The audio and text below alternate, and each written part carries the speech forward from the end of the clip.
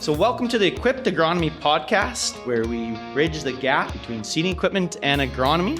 And this is presented by Bourgault Industries. My name's Curtis DeGoyer, and I have along with me Mr. Jeff Strukoff. Hello, hello. Hi, Jeff. Hi. Jeff, are you excited? I am actually, because we never actually get special guests to come and sit down and talk with us. And today, we in fact have a special guest. You know, we keep faking this thing. Now we're like bringing in people into it, right? So it's like, no, it's. I'm excited. This is going to be good. Our special guest, Mr. Gerry Bourgault. Maybe you've heard of him. Welcome, Gerry, to the podcast. And, thanks for agreeing to come and sit with us. Yeah. Well, thank you for inviting me. Well, we were thinking too. We were talking, I guess. Has the public in general really heard you talk before, though, as far as, and heard the message come from you? Because we've done tours, right? We give that message out, but not necessarily from you yourself, right? And that's just the way I think you maybe want to, conduct yourself, right? Not out there, but yet I think it'll be interesting for people to hear from you. So, I mean, I used to do demos with farmers, right? I mean, I've done all of that. It's just basically as your organization grows, you basically have to give people room, right? You kind of actually work your way up. You can't do it all yourself. You got to start delegating. You have to delegate. Yeah. And you have to let people expand, right? Because, I mean, if they don't feel like they're moving, they're not growing, they won't. They're going to get very frustrated, and it's not going to meet their needs, right? So they're going to look for, they're going to get anxious and look for other avenues, right? And that's just human nature at work, and that's a good thing, right? So your dad, Frank Bourgault, he started the business in 1974, but you said that you actually started a few years before, and you were actually doing experimenting and stuff like that, trying to develop a cultivator in the beginning, or how did that all work?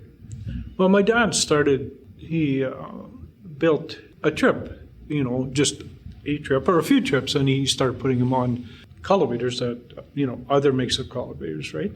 And just putting them alongside other trip mechanisms. And so that's where he started. And then I think it was 1970. Well, no, I know it was 1970 because it was the summer before I went to university, and he built the first 16-foot cultivator, and I helped him set it up. So that was the first machine, and then after that they built a few machines, and then the first plant was completed in the fall of 1974. Okay. So in 74, that's 50 years now. So we're at the 50-year mark. Yeah, that's right. It's 50. It'll be 50. It'll be 50 years that they began operations in this coming fall, right? Yeah. So then your role, so 74, it started, but I want to back it up for just 1 second. So your dad started it.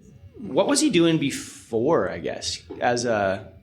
Why did he get into it? I've always been kind of curious on that. Good question. And well, my father was brought up on a farm, and he farmed just east of St. Brew in some pretty rocky soil. We know that, actually. Yeah, that's what we farm right now. Yeah, I guess you guys get to farming, right? So you know all about the rocks. Yeah. So, and then he got married, and he married my mother, obviously, and her father was the owner of a farm implement dealership. So he began, he was farming, and he also was working at a farm implement dealership. So he got exposed to both farming and various pieces of farm equipment, and he got interested in building what he thought was a better cultivator. And his idea was a dual-purpose cultivator, a cultivator that could do the job of both a chisel paw and a field cultivator. And really the goal then was to prepare the fields for seeding. I guess that's still the case today, but in those days it was prepared by tillage, right? Tillage and harrowing. And his goal was to design a machine that could prepare the soil or the fields for seeding in fewer passes. But, really his main purpose, was to provide employment opportunities to the people in the community. My dad was very community-minded. He'd, worked countless, or many, maybe not countless, many community projects. And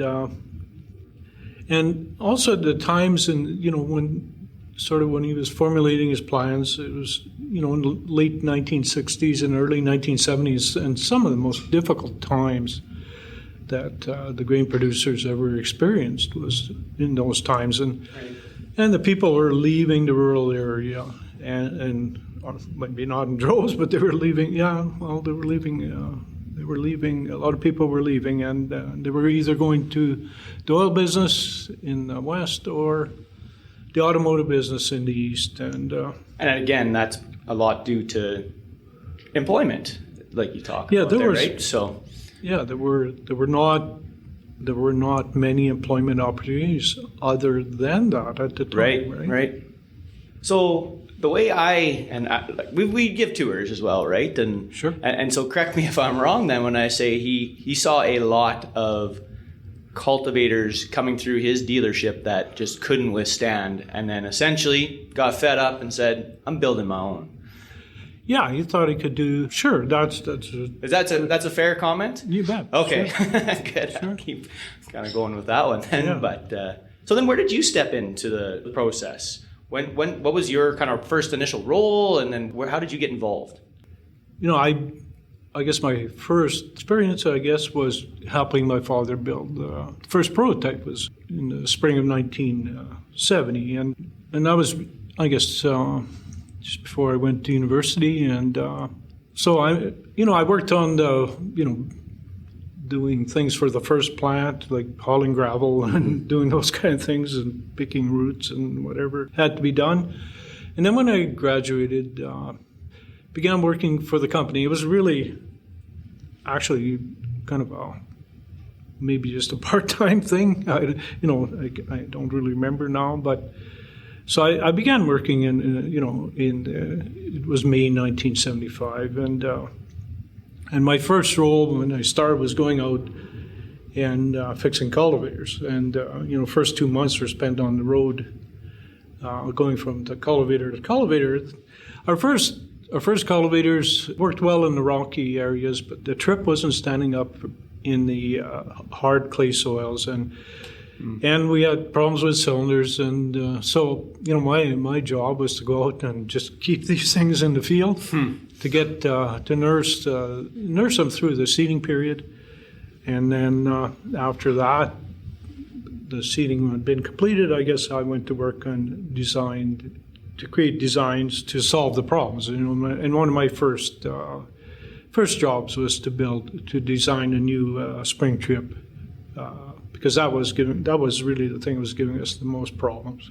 Right. So you were the service department, as well as then into the engineering department, which I would say the service guys right now, they always usually have a few words for some engineers there. So, I mean, What happens if we just had them do the whole darn thing? I don't know. That maybe is the most circular closed loop there. But so from that point then, so you're working there, you've got the cultivator. One of the questions, right, is there's a couple other cultivator manufacturers in the market already, but what was it that really set Bourgault apart to really launch them kind of into the mainstay or the focus of what farmers wanted? Or why was it so successful? Why did it grow? Well, there's probably a few reasons for that. I think the dual purpose concept, had its own merits. They could, in really heavy residue, and it maybe wouldn't, you couldn't go into those fields and directly with my father's dual purpose cultivator, but in a lot of fields, you could basically, in doing one pass, what it took several passes to do with a combination of cultivator and chisel plow. So that was one of the issues. The other issue is durability, and it's one of the things that I had learned. One of the things I did when I was, I guess, a teenager. I spent a lot of time setting up cultivators and other equipment, and so some of this equipment was. It did the job, but it required a lot of parts. Right, the equipment required a lot of parts and repairs, and the goal was to produce a machine that wasn't like that. It would be more expensive, but it would basically just work, right? Yeah. And I think that's how, that's our, part of our legacy is that we manufactured durable equipment. And if you look today, I mean, there's cultivators that were built in late 1970s. They're still being used, and really they could be used indefinitely. I mean, I can attest to that actually, because like when coming from the fertilizer business side, the very first ammonia applicators that I purchased were in 1999. And there was 5 Bourgault cultivators that were purchased in 1999, and they were used for custom purposes, putting ammonia on in the spring and the fall. Those 5 applicators are still at the dealership, and they're still working with hundreds of thousands of acres on them. So you know they're durable when you can actually use them with those purposes, and they stand up to the abuse long term. So. What do you mean? Your anhydrous guys always treated them. Your equipment's awesome. so good, yeah. eh? Yeah, they always cut all the baler twine off before they return them, and fixed all their own flat tires and everything else. But no, it's definitely not the case. So they're good, durable cultivators, and I can honestly say that all the equipment that we produce to this day, we can pride ourselves on the fact that they're actually built to last. Yep. Well, that is the where it come from, right? And so that's obviously still very prominent. Yeah. What was the first cultivator called? It was we had a Vibramaster on the farm. Yeah. But I actually don't even recall what the first one was called. But the Vibramaster was in 1976, right? okay. Yeah. So it was basically the spring trip system the first one basically, we changed it after 1 year of production, right? Oh, okay. And we've been basically with the trip that we have today. I mean, that design, right? I mean, it's simple and it, simple and durable, right? It does the job and it performs really well. So how did the company, or how did your leadership group and yourself change the focus of the company and move away from cultivation to seeding? Like, what happened to get that direction? Well, basically we weren't the first people in the air seeding game. I mean, there were other manufacturers there ahead of us, and how we basically got dragged in is that a lot of our cultivators were going on Prasco air seeders, and Prasco was really at that time was recommending our cultivator because they felt made the air seeder card perform well, right? So and they didn't have a cultivator. They didn't have a cultivator. Oh, okay.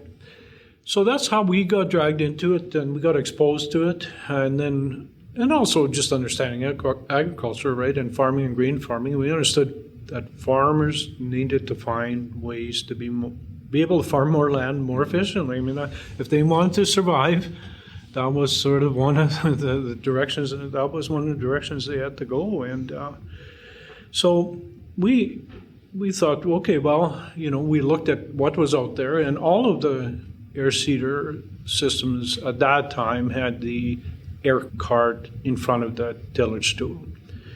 And our opinion was it would be better if it was behind it, because then you could actually see what you were doing. The trash management was not as good, was not nearly as good in those days. So you needed to see when you were plugging, rather than knowing that when the tractor starts spinning because it can't move anymore, right? So because of so much residue piled up. So Bourgault there was no other toe. All the seeders out there were all toe between. They were all toe between. And, and the other aspect too, when you're seeding, and it was depth control, right? You could, being able to see was in those days, before the independent openers, right? I mean, everything depended on you getting that thing set at the right depth, right? So was that advantage from going behind, and then farmers were still tilling a lot, right? That was, this was 1980, or well before direct seeding. Yeah, late 1970s, well before Roundup, right? So farmers were still tilling, right? Mm-hmm. So they seeded, they would seed, but they were still tilling a lot. So having it behind and making it so you could unhook it, and it's a fertilizer if it had fertilizer in it, I mean, you wanted it out of the elements. If otherwise, moisture would cause problems. Mm-hmm. So disconnect the unit, farmers could then go, do their tillage jobs, right? Mm-hmm. And so that's really why we, that was our concept. And then there was sort of another factor that came in, and that was the metering system.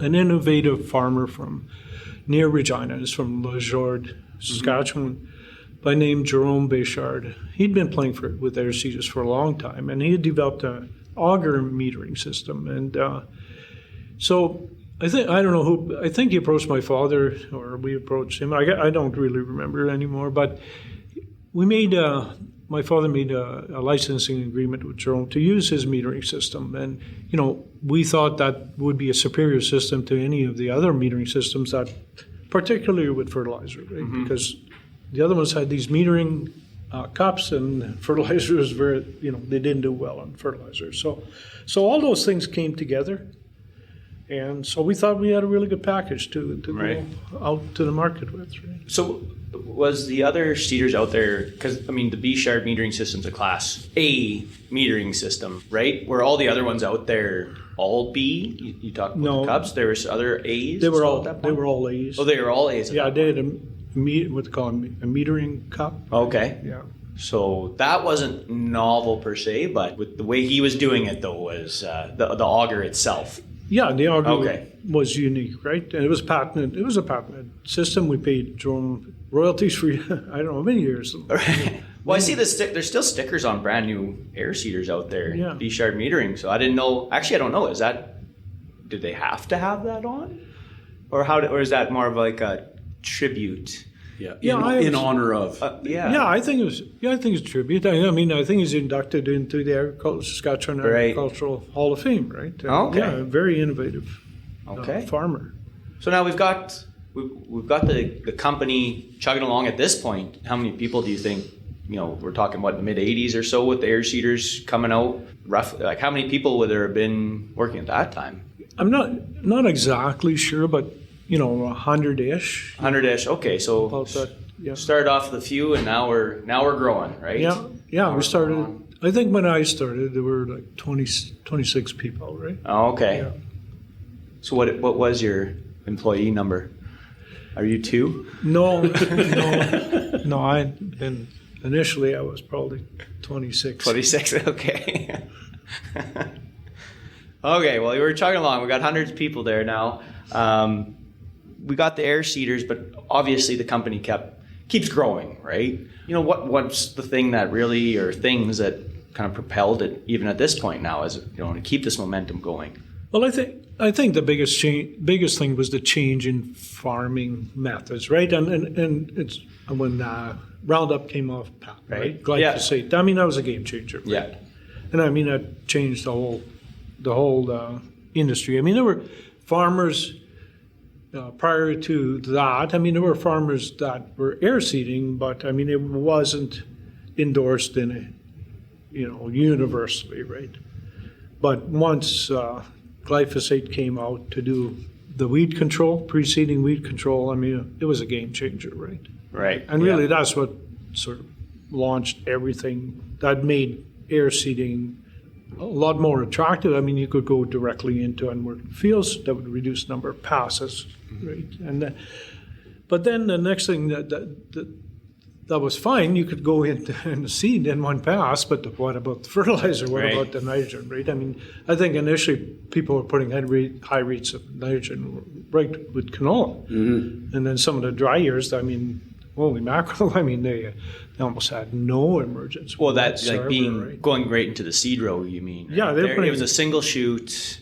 Let's put in nitrogen right into the seed row. Yeah. There was a lot of experimentation that went on to kind of perfect direct seeding earlier on, I know. Yeah. Huh. Yeah, there was a lot of mistakes made right off the bat.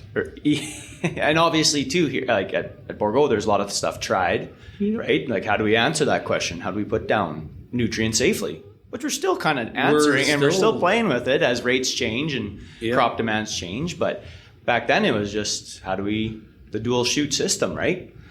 Yeah. So we started with a dual shoot knife, right? Trying to side bend to the side. That was our first. That was our first foray into how do we deal with this problem? Trying to allow farmers to put all their seed and fertilizer. Put all their fertilizer down with the seed in one pass, right? So how do you do that, right? And we designed a double shoot opener, comparable to some of the other ones that were in the market at times. There were several at that time. And, we compared the performance of ours against the other ones on the market. I mean, we put different openers on shanks and go out in the field and see how they perform, right? Right.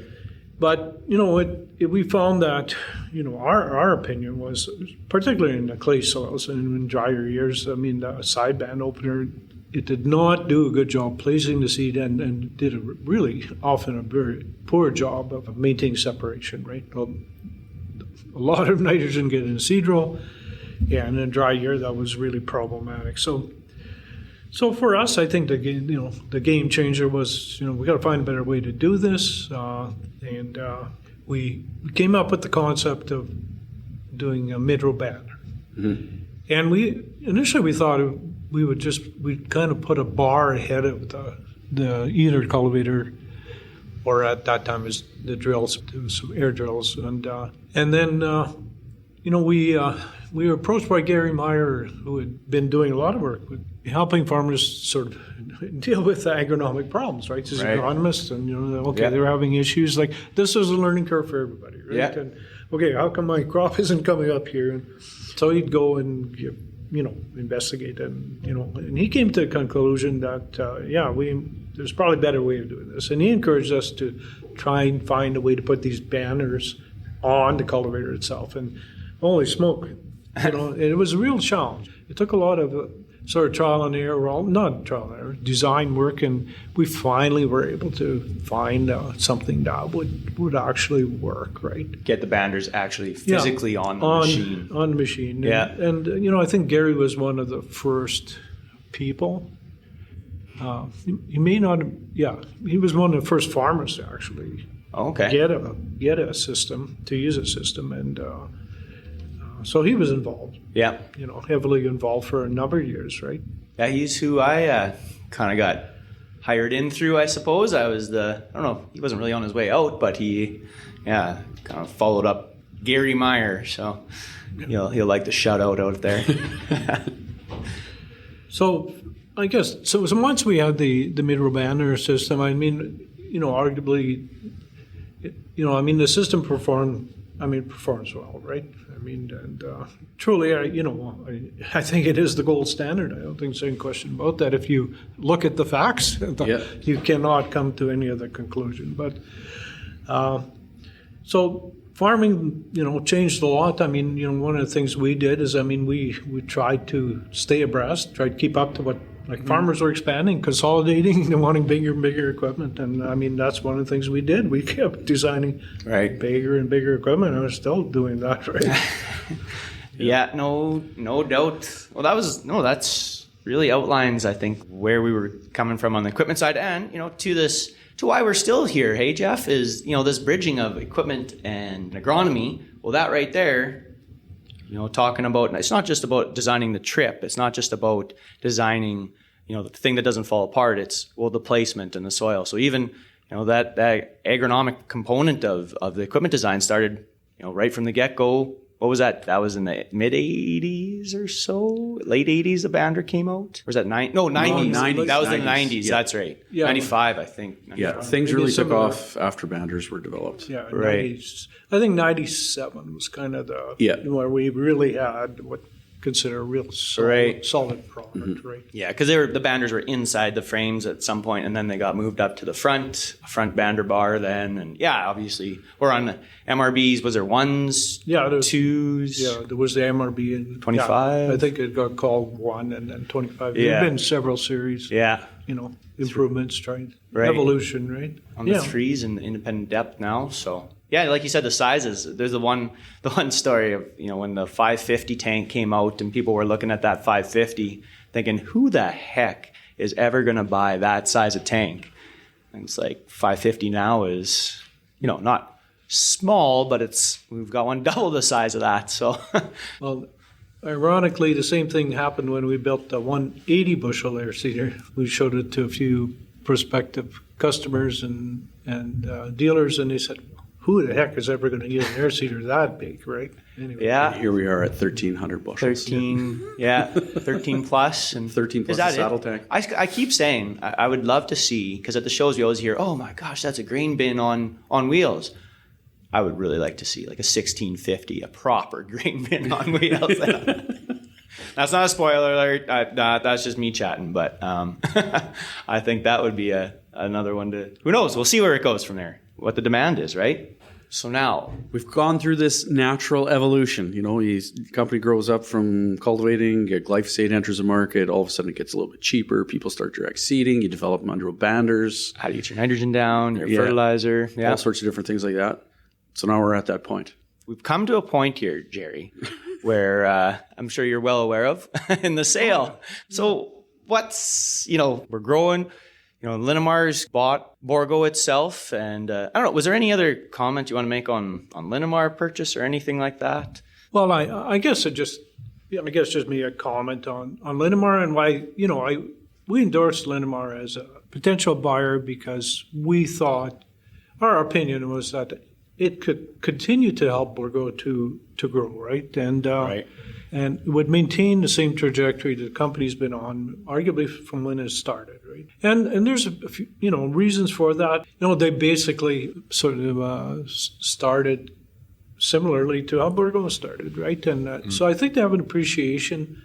I think even the same first name. Yeah, Well, Frank's. Frank, yes, exactly. And, so they basically understand the culture and understand the importance of the business to the communities and that they operate in, and their mode of operation is really not to change things. It's to help the organizations move forward. And Linamar's comes from the automobile manufacturing world, right? Mm-hmm. And in that world, you really have to be super efficient at manufacturing. And I mean and they are. I mean. And they're extremely strong in robotics, for instance, right? And so Bourgault has good manufacturing facilities, capabilities, but I think we think that Linamar can help the company excel in this area. And Linamar also owns MacDon and Salford. I mean, and in the ag space, it owns other entities as well. MacDon and Salford are in the same ag space. So we think there's going to be some opportunities. These three entities working together. I mean, they all have different strengths and weaknesses, best practices, and they're also established in different markets, right? So, I think the move to Linamar is going to be is a great one for the company. It's going to help it to call it Bourgault 2.0, to move forward to the next stage. So no, I truly, after the sales, I guess, completed on February 1, or it was not too many weeks ago, but I think I can't think of a better scenario than the one that happened. Just for all those reasons, they've got the manufacturing experience. We've got the connections now with the other companies. Well, we kind of chatted about it there at one point already, but I'm excited. To work with, potentially Salford and kind of see what kind of things that they have on the go. I'm still waiting for that VRT to show up at the farm here, their tillage machine. But I guess we'll make sure our email connections get made there. And see. Actually, we've had some good chats with them about collaborating already. I just at farm shows, they make a point. Salford makes a point of coming over and speaking to us, and I think there's a lot of things that we can actually collaborate on. I think it's going to be good. The biggest thing for me, and I think the biggest thing with the sale with Linamar, is the fact that they've made a commitment that they're actually leaving everything in town. Well, maybe in the future there'll be future expansions in different areas and stuff like that. But for the main manufacturing facility is going to stay here, and I think that's really good for our community because there is, Gerry was talking about his employee number being in the low 20s. Well. I'm in the 4,000s. And there's a lot of people that work here and depend on our industry for employment. So it's good that they've agreed that they're going to keep it here. And obviously that was a focus too of a potential buyer. Yeah, absolutely. You know, we didn't consider anybody that would make that commitment. Right. So now, you know. Well, I'm thankful for that. Yeah. Good. Yeah. So what would you say to back up, I guess, so Feb 1 hits, boom, you are now no longer part of Bourgault Industries, right? So now looking back, I shouldn't say you're not part of it, you're always going to be part of. But Jeff maybe has a story he was telling me before. You need a little help at the office there. Oh, my office is right beside the photocopier there, and I got a kick out of the fact that, the sale goes through. 2 days later, you're actually moving, and you're cleaning out your office, and you wanted to scan something, and yet your scan code wouldn't work anymore. They'd already cut you off already. You go from owning the joint to not even be able to scan a piece of paper in 2 days. I thought that was quite entertaining, actually. Yeah. But now you got a chance to, hopefully you got that sorted out, by the way. But everything's good. Yeah. What's something that you look back on, and then you can look back at Bourgault here and say you're most kind of proud of, or of the biggest accomplishment you would say you achieved? Well, I think it goes back to sort of my father's purpose, right? To provide employment opportunities and good employment opportunities to people in our community. I mean. And so we've done, I think we've been able to do that. The company has done that in this community and other communities, right? So I think that, I take a lot of pride in that. Looking back, I think our equipment has done what we have always said it would do, right? Both on the performance of the equipment side and then on the agronomic side, right? Mm-hmm. And I mean, I think we've always presented our products accurately, and and that endures, and it's not that we didn't have some problems, and I mean we made mistakes, right? And we had issues. I mean, suppliers made mistakes. I mean, people making mistakes, and and that's just sort of a normal part of life. But when we made mistakes, we took responsibility for them, and I mean, some of them were very costly to repair, but we repaired them. We always, so we stood behind our customers. So I mean, I think we hear that too from everybody. There might be issues, but Bourgault always steps up to the plate there, right, and tries to make it right for sure. Yeah, and so I think we've done that. I mean, looking back today, when haven't we done that? I mean, we've always done that, right? Mm-hmm. And I think, if we just took where we're positioned today, I mean, I think we have, the most advanced seeding system in the world. I mean, we have something that both you, Curtis, and Jeff had worked on is the Trimax system, right? Mm-hmm. Bringing that to life, identifying what advantages that can bring to the table. So I think, the Trimax has 3 channels at which you can apply product, right? And, applying, the 4 R's, you can apply the right rate at the right place at the right time. Mm-hmm. And the farmer has, or at the right place, in the right form, and the farmer has to decide what that right time is, right? Well, we're in the process of helping farmers with that decision right now, so... At least getting some information and some data. There's been a lot of data. Yeah, usable data. There's a lot of good information that's come out of the trials with regards to Trimax. So that is a positive. No, it has been. That's been fun. Yeah, you go from single shoot. We were talking about single shoot to double shoot, now to triple shoot. But I think, like you said, there's that progression, and not everyone's going to go to that route, perhaps. But there's some reasons why, I suppose. So no, it has been fun to do that for sure. I guess to flip this on its head now, looking back, is there anything that you maybe would have changed or done differently over your past 50 years here at Bourgault? Right. With hindsight, you do. You can evaluate really well looking back. Here's your chance, We'd be all pretty successful, wouldn't we? Right? Yeah. So, we can't, so we don't have hindsight. We can't use hindsight for making decisions. So, but I think the most important thing, for an organization is really having the right people, in the leadership positions, right? And I mean, there's basically, I think splits in two levels and in two directions. I mean, you basically have people who are committed to helping the organization move forward. All of the people and the organization move forward, and you will have people in there who are, quite deceptive, and their agenda is to move themselves forward. And really, one of the things I wish I had learned a lot sooner is to be able to differentiate between the two. And I mean, when you have the wrong person in a leadership position, I mean, it affects everybody in it. And negatively, but the opposite happens when you have really good leaders. I mean, it inspires everybody to do the right thing, right? And so, if that's I wish I had learned that sooner. Learned how to do that, but well, it got to where it is here, and I think that's pretty darn good accomplishment. So people are tricky. But I like how you said different types of people. So my official title is agronomy team leader, but I don't have any team under me. So oh, okay. I'm maybe the middle ground. I don't know what you call me. I'm maybe in limbo. Somebody's telling you something. yeah, you're good enough ish. Yeah. No, that's a tricky one to decipher through. So. And it's a tough question, right? Yeah. Why would you change something? I mean, we look how successful the business is right now, and being able to pass along into good hands, and I think that's a very very, very awesome thing and to be proud of, right?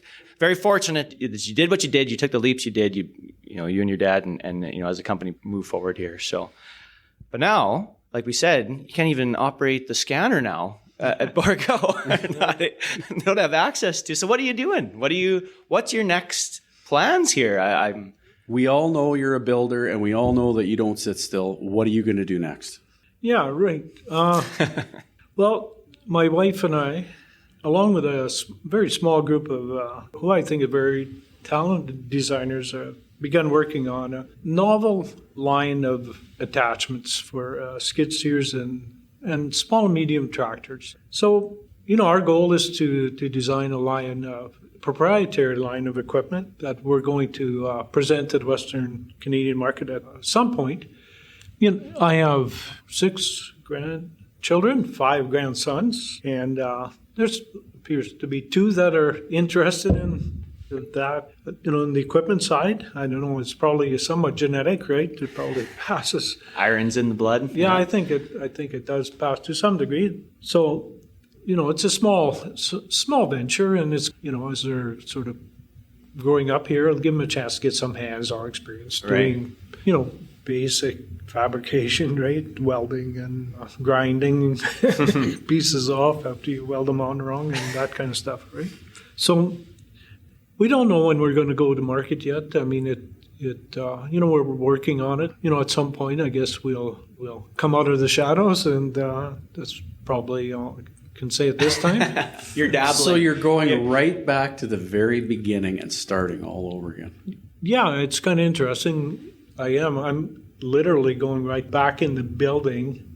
My office is where it was 49 years ago. So I don't know. The company has made progress, but arguably I'm not sure how much progress I've made. You're starting it again, so that's a really cool story. Oh, and again in St. Brew, so keeping to the small town. Was there anything else that you're kind of burning to get off your chest, or anything else you'd like to kind of get out there and say to the listeners there? Sure, I don't know if it's burning to get off my chest, but yeah, I do want to thank you, Curtis and Jeff, for setting up this interview. I know that as responsible agronomists, you are keenly interested in passing on the benefits of your experience. I mean, you are able to do work that will allow you to identify what works and what doesn't, right? Mm-hmm. And I know that you're not going to pass on things that are not going to be beneficial to farmers. And I think one of the, we did a lot of work, starting in 2006, I guess before your times, but Gerry Meyer, who did a lot of work with nitrogen, but the work you guys did with phosphate, with splitting application, was a huge, huge benefit to farmers, right? So, and it's catching on. There's more and more. Well, it's guys. evolving too, actually. Yeah, you're right. But that's been fun to see some results from it. Yeah. Well, I'd like to thank you very much for the time that you've set aside for us. I never thought in a million years you'd actually agree to sit down with two bald-headed agronomists and chat for 20 minutes. But I'm very appreciative of the fact that you did. So thank you very much. Yeah. Well, thank you both. Say this has been great. It's been fun listening to you direct and getting some of those answers. So we're looking forward to the future, and we're looking forward to seeing how your future endeavors progress there. So maybe we could do some contract agronomy work on. I was thinking more along the lines of prototype work. Yes, that would be very, very good actually. So I want to thank everyone for listening in, and tune in next episode there as well as we continue our chat on different things, and especially though on the agronomics of the equipment. So thank you again.